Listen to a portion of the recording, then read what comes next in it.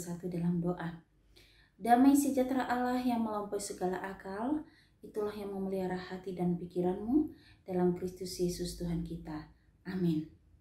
Malam hari ini kita akan mendengarkan firman Tuhan dari kitab Yesaya, pasal yang ke-63 ayat yang ke-7 sampai ayat yang ke-8. Beginilah bunyi firman Tuhan. Doa pengakuan dan permohonan Israel. Aku hendak menyebut-nyebut perbuatan kasih setia Tuhan, perbuatan Tuhan yang masyhur sesuai dengan segala yang dilakukan Tuhan kepada kita, dan kebajikan yang besar kepada kaum Israel yang dilakukannya kepada mereka sesuai dengan kasih sayangnya dan sesuai dengan kasih setianya yang besar. Bukankah ia berfirman, sungguh merekalah umatku, anak-anak yang tidak berlaku curang, maka ia menjadi juru selamat mereka dalam segala kesesakan mereka. Bukan seorang duta atau utusan, melainkan ia sendiri yang menyelamatkan mereka. Dialah yang menebus mereka dalam kasih-Nya dan belas kasih-Nya. Ia mengangkat dan menggendong mereka selama zaman dahulu kala. Tetapi mereka memberontak dan mendukakan Roh Kudus-Nya, maka ia berubah menjadi musuh mereka dan ia sendiri berperang melawan mereka.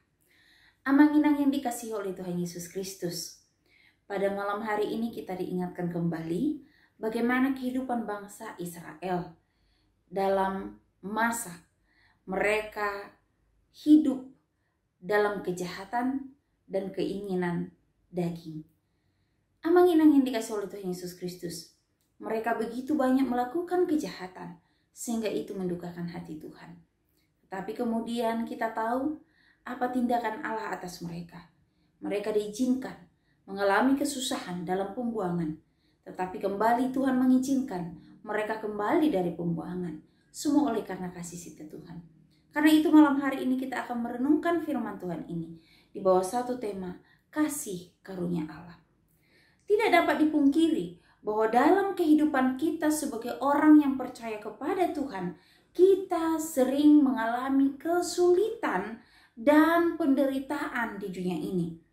Namun, sebagai orang yang percaya kepada Tuhan Yesus, kita tetap mengakui kebesaran Allah, kemurahan Allah, kasih setia Tuhan yang sungguh nyata, yang tidak pernah berkesudahan, dan itu sungguh luar biasa kita alami tiap-tiap hari dalam kehidupan kita. Dan ini juga lah yang disampaikan bagi kita pada malam hari ini. Melalui Nabi Yesaya, kita diingatkan kembali bahwa dalam setiap kesulitan, pergumulan kehidupan yang kita alami, ingat yang pertama, Tuhan selalu peduli. Kunci kepedulian Tuhan ialah kasih-Nya yang sejati. Walaupun bangsa Israel kita tahu mereka terus-menerus jatuh bangun dalam dosa-dosanya, tetapi ternyata Tuhan tetap peduli kepada mereka. Kasih setia Tuhan tidak pernah putus, kasih setia Tuhan tidak pernah berubah. Ia tetap melindungi, ia tetap memelihara, ia tetap menjaga umat-Nya dari ancaman para musuh-musuh. Amang-inang yang dikasihi Tuhan, demikian juga bagi kita umat percaya pada masa kini. Tentu kita mengalami banyak kesulitan, penderitaan, ancaman, bahaya dari tantangan yang ada di dunia ini. Tetapi percayalah, kasih setia Tuhan tidak pernah berkesudahan. Dia tetap peduli dan senantiasa menjaga dan memelihara kehidupan kita. Inilah janji yang sudah digenapi bagi kita dalam momen-momen perayaan Natal tahun ini. Dia Allah yang peduli, senantiasa menyertai, senantiasa memperhatikan, senantiasa menjaga, senantiasa menyatakan kasih setianya kepada kita, sehingga kita tidak pernah ditinggalkan.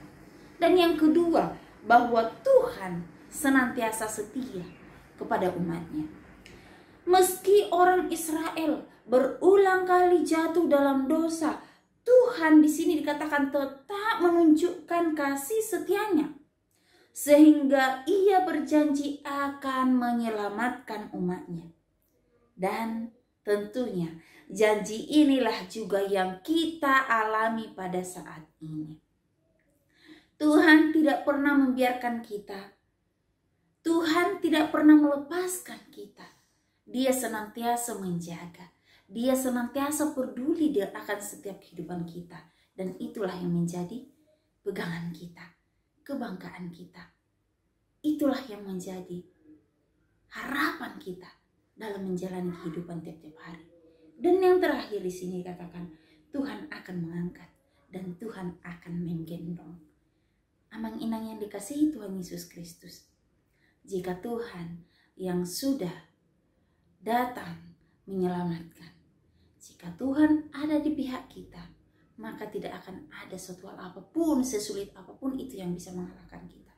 Karena tangan Tuhan yang kuat itulah yang akan memegang kita. Dan dia akan menggendong, artinya dia akan menjaga kita. Dia akan meluputkan kita dari setiap ancaman dan bahaya. Oleh karena itu, pada momen-momen Natal ini, mari tetaplah bersukacita.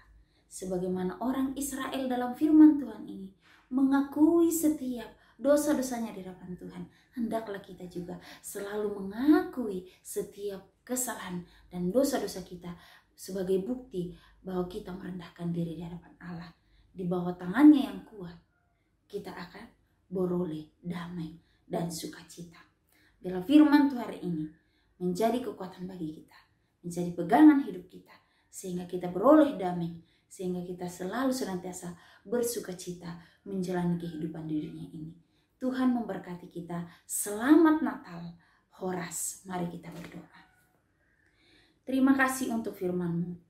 Kami kembali diingatkan bahwa Engkau Allah yang setia, akan selalu menjaga memelihara kehidupan kami.